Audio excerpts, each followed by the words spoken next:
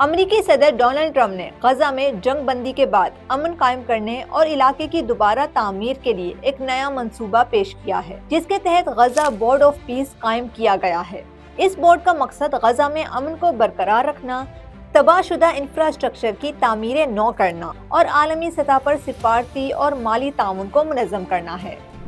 اسی سلسلے میں صدر ٹرمپ نے پاکستان اور بھارت کو اس بورڈ میں شامل ہونے کی دعوت دی ہے، تاہم دونوں ممالک نے ابھی تک اس بات کی تصدیق نہیں کی کہ وہ اس میں شامل ہوں گے یا نہیں۔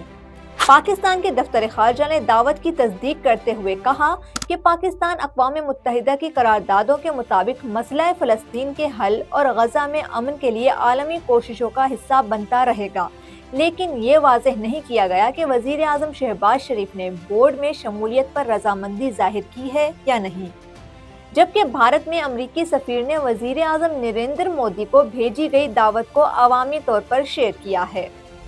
اس بورڈ میں امریکہ اور دیگر ممالک کی اہم شخصیات شامل ہیں، جن میں خود صدر ٹرمپ بطور چیئرمین، امریکی وزیر خارجہ مارکو روبیو، سابق برطانوی وزیر اعظم ٹونی بلیئر، ٹرمپ کے داماد جیرڈ کشنر، امریکی ایلچی اسٹیو وچکوف، عالمی سرمایہ کار مارک روون،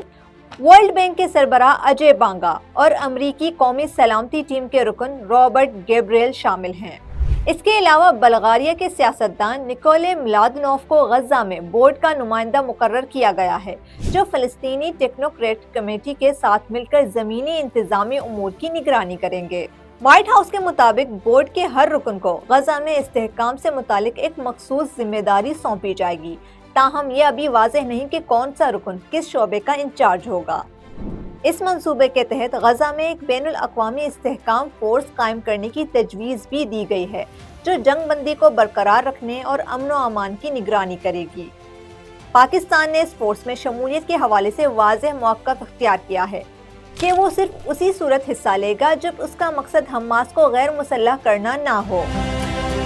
دوسری جانب اسرائیل نے اس بورڈ پر شدید تحفظات کا اظہار کیا ہے اور کہا ہے کہ اس سے مشاورت کے بغیر بورڈ کے ارکان کے ناموں کا اعلان کیا گیا ہے، جو اسرائیل کی غزہ پالیسی کے خلاف ہے۔ اسی لیے اسرائیلی وزیر اعظم نے اپنے وزیر خارجہ کو امریکی حکام سے رابطہ کرنے کی ہدایت دی ہے۔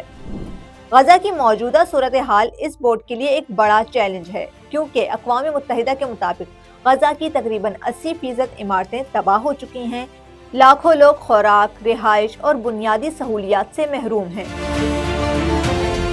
اور تقریباً 60 ملین ٹن ملبہ موجود ہے، جس میں لاشیں اور نہ پھٹنے والے بم بھی شامل ہیں۔